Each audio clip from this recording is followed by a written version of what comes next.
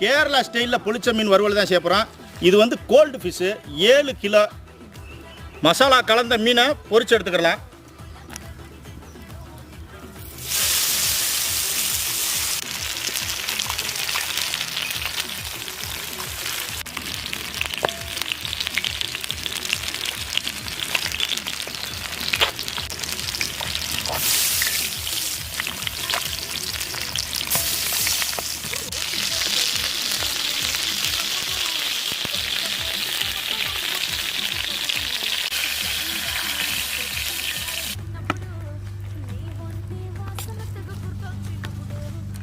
கிரேவியில் பொரிச்ச மீனை வச்சுக்கலாம்.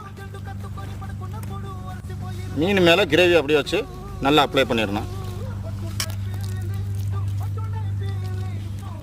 ஸ்லைஸாக வெட்டின தக்காளி வச்சுக்கிடுவோம்.